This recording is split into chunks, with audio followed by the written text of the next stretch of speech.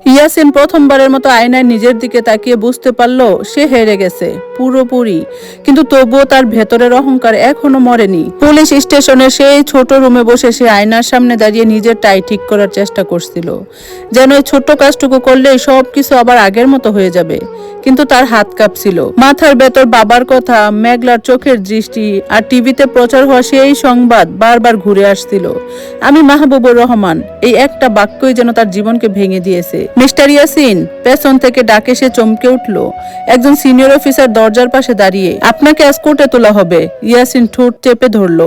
আমার লয়ার আসছে, সে বলল, কণ্ঠে আগের সেই আত্মবিশ্বাস ফিরিয়ে আনার চেষ্টা করে। অফিসার হালকা হাসলো। আপনার লয়ার? আজকাল কেউ এই কেস নিতে চাইছে না। এই কথাটা যেন সোজা গিয়ে তার বুকের ভেতর আঘাত করলো। ওদিকে হাসপাতালের কেবিনে আমি তখন সকালের আলোয় বসেছিলাম। আমার সামনে টেবিলে কিছু ফল রাখা, পাশে ঔষধ, কিন্তু আমার মন পুরোপুরি অন্য জায়গায়। আজ কোর্টে তোলা হবে ইয়াসিনকে। আজ শুরু হবে সেই বিচার যার জন্য আমি গত রাতে সিদ্ধান্ত নিয়েছি। বাবার ভেতরে ঢুকে বললেন, তুমি কি প্রস্তুত? আমি ধীরে মাথা নাড়লাম। আমি যেতে চাই। তিনি একটু থামলেন। ডাক্তার অনুমতি দিলে আমি যাব। আমি তার কথা কেটে বললাম, তোমার কণ্ঠে এমন কিছু ছিল যেটা শুনে তিনি আর কিছু বললেন না। কোর্টের সামনে আজ অস্বাভাবিক ভিড়, মিডিয়া, সাংবাদিক, কৌতূহলী মানুষ, সবাই জড়ো হয়েছে।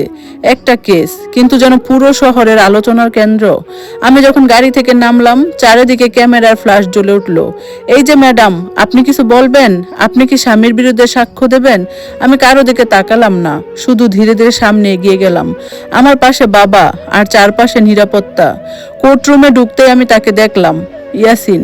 সে আসামির কাঠগড়ায় দাঁড়িয়ে, তার চোখ আমার দিকে পড়তেই সে স্থির হয়ে গেল। আমি তার চোখে প্রথমবারের মতো ভয় দেখলাম। সেই মানুষটা যে একসময় বলছিল তুমি কিছুই করতে পারবে না, আর সে নিজেই অসহায়। বিচারক কোর্টে প্রবেশ করলেন। সবাই দাঁড়িয়ে গেল। কিছুক্ষণের মধ্যে শুনানি শুরু হলো। প্রসিকিউশনের আইনজীবী উঠে দাঁড়িয়ে স্পষ্ট কণ্ঠে বলতে শুরু করলেন, মাই লর্ড, এই কেসটি শুধুমাত্র একটা পারিবারিক বিরোধ নয়, এটি একটি গুরুতর অপরাধ যেখানে একজন গর্ভবতী নারীকে শারীরিকভাবে আঘাত করা হয়েছে। তার প্রতিটা শব্দ যেন কোর্টরুমে ধাক্কা দিচ্ছিল। আমি চুপচাপ বসে শুনছিলাম।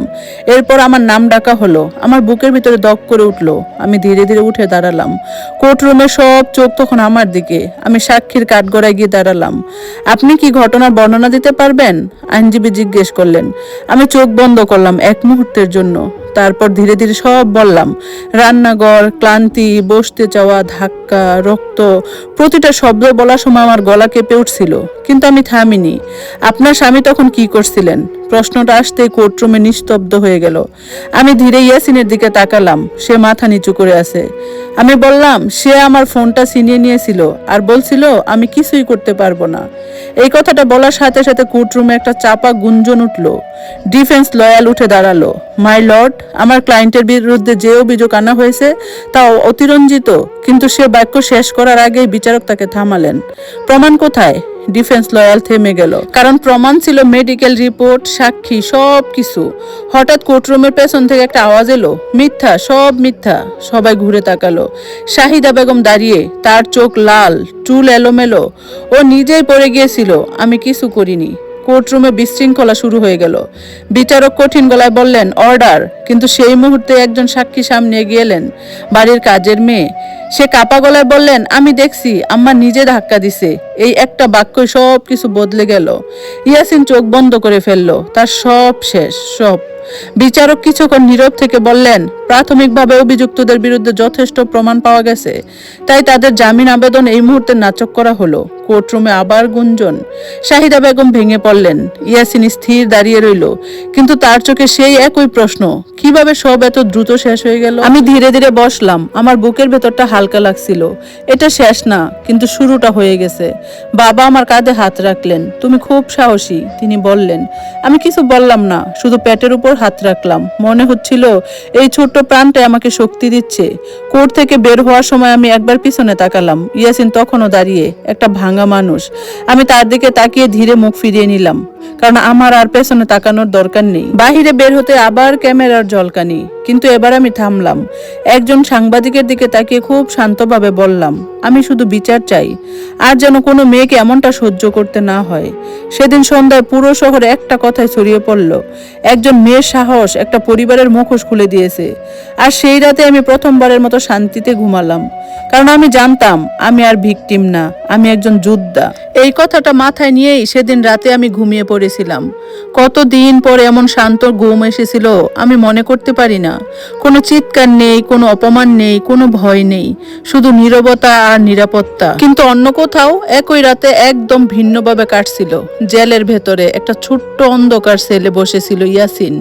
তার চারপাশে মোটা লোহার গ্রিল, একটা পাতলা কম্বল আর মেঝেতে ছড়িয়ে থাকা ধুলো। সে দেয়ালে হেলান দিয়ে বসেছিল। তার চোখে ঘুম নেই, তার মাথার ভেতর শুধু একটাই প্রশ্ন ঘুরছে, কিভাবে কিভাবে সবকিছু এত দ্রুত শেষ হয়ে গেল।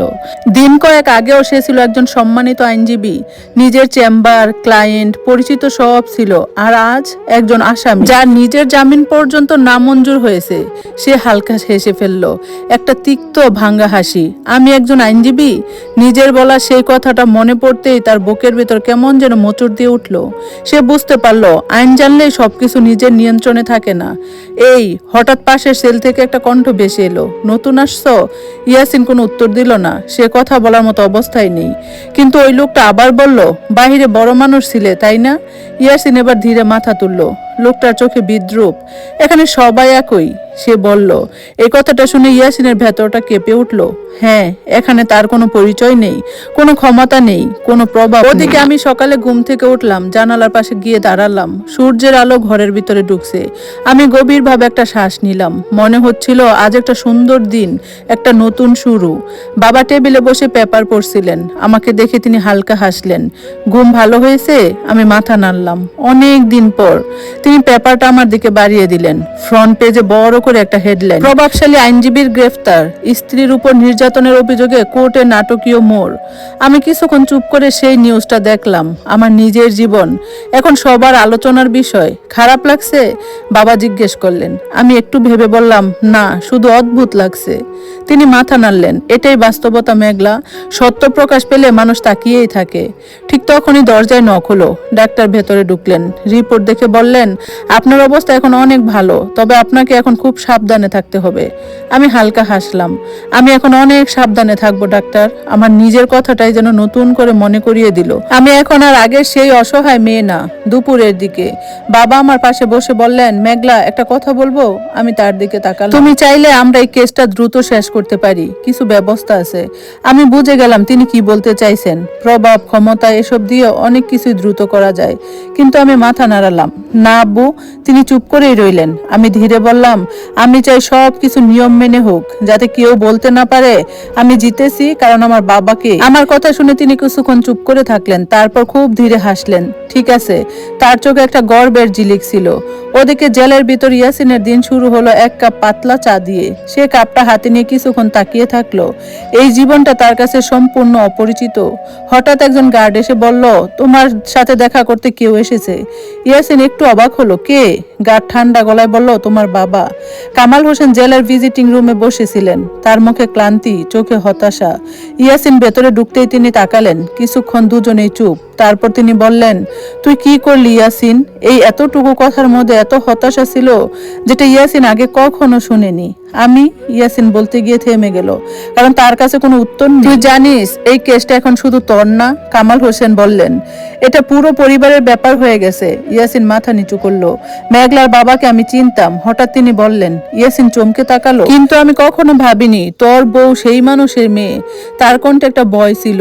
ওরা চাইলে আমাদের সব শেষ করে দিতে পারবে। এই প্রথমবার ইয়াসিন সত্যিকারের ভয় পেল।